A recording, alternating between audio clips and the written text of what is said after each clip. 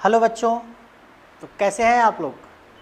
आज मैं आप लोगों के साथ साझा करूंगा एक नई जानकारी। जी हाँ, एक नई जानकारी यूपीएससी के बारे में, यूनियन पब्लिक सर्विस कमीशन के बारे में आपसे एक नई जानकारी मैं साझा करने वाला हूँ यूपीएससी के बारे में। अब आप सोच रहे होंगे सर आप तो पढ़ाते हैं केमिस्ट्री का चैनल है, फिर आज ये यूपीएससी पे चर्चा क्यों।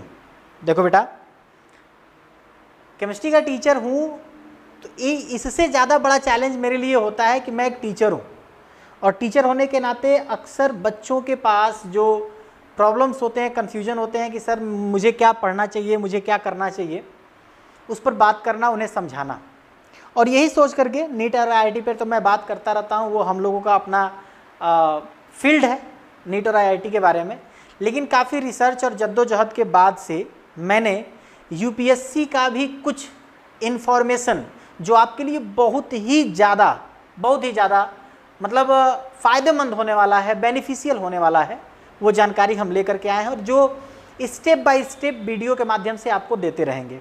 हफ्ते में 2 बार या हफ्ते में 1 बार आपको ये यूपीएससी से भी जुड़ी जानकारी आपको मिलती रहेगी। विशेषकर यूपीएससी से जुड़ी हुई नई अपडेट नहीं होगी आपके पास, यूपीएससी से जुड़ी सिर्फ यही अपडेट होगा आपके पास मेरे थ्रू कि कैसे उसकी तैयारी करेंगे, उसकी प्रिपरेशन में क्या क्या चीज़ें होनी चाहिए, आप उसका प्रिपरेशन कर सकते हैं कि नहीं कर सकते हैं, या फिर और कोई इसका प्रिपरेशन कर सकता है कि नहीं कर सकता है, क्या इसके प्रिपरेशन के लिए कोचिंग की ज़रूरत है। इन सभी चीज़ों की जानकारी, इन सभी चीज़ों का जो कन्फ्यूज़न है आपके मन में, उसे मैं वीडियो के माध्यम से, छोटे छोटे वीडियो के माध्यम से दूर करूँगा, इसलिए आप बने रहेंगे। ये पहला वीडियो है, डे 1, आपने थंबनेल पे देखा होगा, लिखा हुआ है, और उसी थ्रू आज हम आप लोगों से बात करेंगे यूनियन पब्लिक सर्विस कमीशन यानी कि यूपीएससी।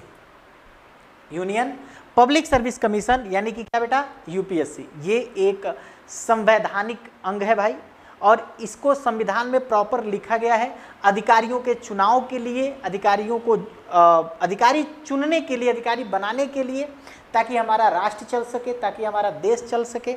हम एक एग्ज़ाम, मतलब यूपीएससी एक एग्ज़ाम कराता है, इंडियन गवर्नमेंट की तरफ से एक एग्ज़ाम होता है यूपीएससी का एग्ज़ाम, जिसमें हम लोग अधिकारी का चुनाव करते हैं। उस अधिकारी के चुनाव के लिए क्या आप एलिजिबल हैं, इसके लिए आप हमारे साथ बने रहिए। इस वीडियो में 10-12 मिनट आपको क्लियर हो जाएगा कि आप एलिजिबल हैं कि नहीं है। तो एकदम स्टार्ट करूंगा मैं।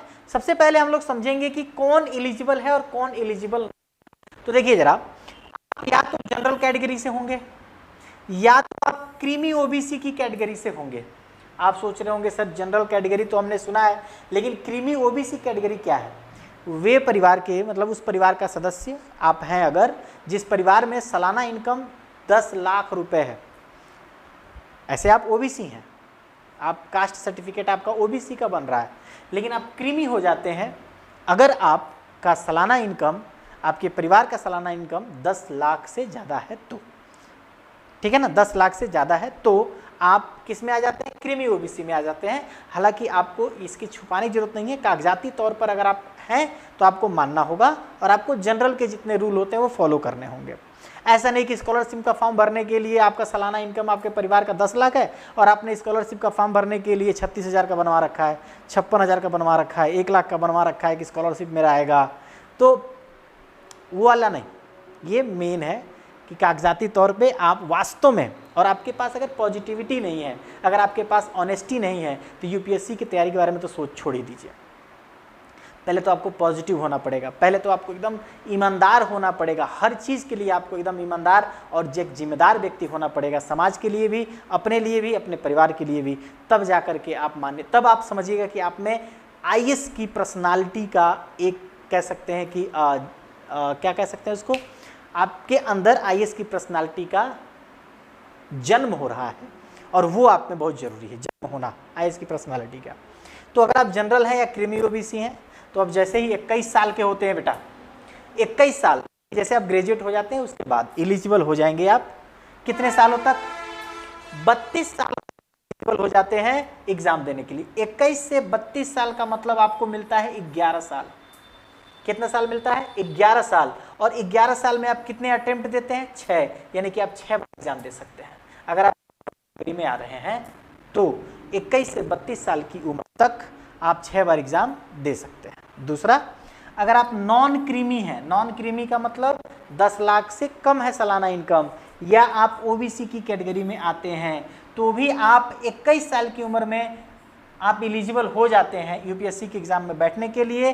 और कितने सालों तक? 35। देखिए यहाँ से 3 साल बढ़ गया, यहाँ 32 साल तक बैठ सकते थे, ओबीसी में 3 साल और बढ़ गया, 35 साल तक बैठ सकते थे। और इतना ही नहीं, कितने बार एग्जाम दे सकते हैं? 9 बार। एक कन्फ्यूजन तो आपको हमेशा रहता है कि चाहे आप किसी भी कैटेगरी से हो, यूपीएससी का एग्जाम आप 6 बार ही दे सकते हैं, तो ये कन्फ्यूजन तो दूर हुआ कि आप कितनी बार दे सकते हैं? 9 बार एग्जाम दे सकते हैं। और अगर आप SC ST की कैटेगरी में आते हैं तो 21 साल में एलिजिबल हो जाएंगे और 37 साल तक आप एग्जाम दे सकते हैं अगर आप SC ST की कैटेगरी में आते हैं तो। और कितनी बार? है ना बैंड बाजा बजाने वाली बात, कितनी बार? अनलिमिटेड। भाई 17 साल मिल रहे हैं अभी तो यहाँ पे। कितने साल मिल रहे हैं? 17 सालों में तुम कितनी बार भी, यानी कि 17 बार तो दे ही सकते हो कम से कम। हर साल यूपीएससी एग्जाम कंडक्ट कराता है, हर साल यूपीएससी एग्जाम कंडक्ट कराता है, तो कम से कम 17 बार तो तुम एग्जाम दे ही सकते हो। ये कितनी बार दे सकते हैं? इनको कितना मौका मिला था? 15 साल। दे कितनी बार सकते हैं? 9 बार। यानी कि 6 साल ये तैयारी में लगाएं या फिर गैप रहेगा। 11 साल हो रहा है, 6 बार दे सकते हैं, यानी कि 5 इनका गैप हो रहा है। तो इन लोगों में गैप है, लेकिन इसमें कोई गैप नहीं है। आप 17 का 17 बार एग्जाम दे सकते हैं। आप बढ़िया से तैयारी करके 1-2 बार एग्जाम दे सकते हैं, जैसे भी आप एग्जाम दे सकते हैं। समझ में आई ये बात? और क्या है देखिए जरा, कह रहा है कि अगर आप फिजिकली डिसेबल का मतलब होता है बेटा कि आप फिजिकली हैंडीकैप्ड हैं, आपका आँख एक नहीं है, आप दोनों आंखें से दिखाई अगर नहीं दे रहा है तो भी, आपका एक हाथ नहीं है, आपका एक पैर नहीं है, मतलब जो भी कारण आपके शरीर में हो जिसकी वजह से आपके पास एक फिजिकल सर्टिफिकेट हो, फिजिकल हैंडीकैप्ड होने का सर्टिफिकेट हो, तो फिर आप कर सकते हैं। जनरल या ओबीसी में हैं तो आप 42 साल तक एग्जाम दे सकते हैं, 10 साल आपको मिलेगा। होने का कितने साल का फायदा मिल गया आपको? 10 साल। कितने साल का फायदा मिल गया? 10 साल। वहाँ 32 साल थे, यहाँ 35 साल तक अटेम्प्ट बार ही। जनरल ओबीसी में, अगर जनरल और क्रीमी ओबीसी में, एनसीएल और ओबीसी में है तो 45 साल, वहाँ 35 साल तक दे सकते थे नॉर्मल है तो, लेकिन अगर फिजिकली डिसेबल है तो 45 साल दे सकते हैं, अटेम्प्ट उतना ही रहेगा 9 बार। और अगर SC ST में है तो 47 साल तक आप अटेम्प्ट कर सकते हैं, 10 साल इसमें भी बढ़ा हुआ है। अटेम्प्ट कितना? अनलिमिटेड बार भाई। तो अगर आप फिजिकली चैलेंज्ड हैं, फिजिकली चैलेंज्ड व्यक्ति हैं, तो आपको निराश होने, डरने, घबराने की ज़रूरत नहीं है, बल्कि आपको लगातार मेहनत करते रहने की ज़रूरत है, आपको उसका फ़ायदा मिलेगा। समझ में आ गई बात? दूसरी चीज़, अगर आप एक्स सर्विस मैन हैं, किसी भी तरह के सर्विस में आप थे, ठीक है, तो रिटायर होकर के अगर जाना चाहते हैं तब ध्यान दीजिए, आप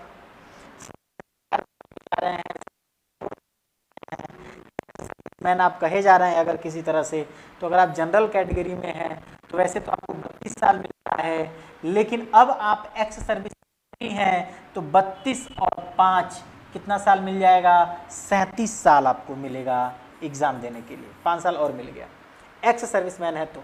दूसरी चीज़, अगर ओबीसी में है तो ओबीसी में 35 साल मिल रहा था, 35 में 5 साल और जोड़ दीजिए, यानी कि 40 साल तक एग्ज़ाम दे सकते हैं। SC में अनलिमिटेड है, उसमें कोई दिक्कत नहीं है, ठीक। दूसरी चीज़, अगर आप फिजिकली हैंडीकैप्ड हैं और जनरल में हैं तो 32 में 10 जोड़ दीजिए, मैन है तो 5 साल और जोड़ दीजिए, यानी कि आपको कितना साल मिल जाता है? 47 साल। आपको कितना साल मिल जाता है बेटा? 10 साल और जोड़ दो तो कितना साल? क्या है? अनलिमिटेड। ये आपको पता होना चाहिए। तो उम्मीद है कि आपको इस वीडियो से ये बात जानकारी मिला होगा कि आप एलिजिबल हैं या नहीं हैं, आप एग्ज़ाम दे सकते हैं या नहीं दे सकते हैं, या कौन एग्ज़ाम दे सकता है। क्लियर है? क्लियर है बात एकदम? चलिए, तो आज बस इतनी ही जानकारी। मिलते हैं अगले वीडियो में, और जब मिलेंगे तो वहाँ पर हम आपसे बात करेंगे कि कितने स्टेजेस में, कितने फेजेस में एग्ज़ाम होंगे।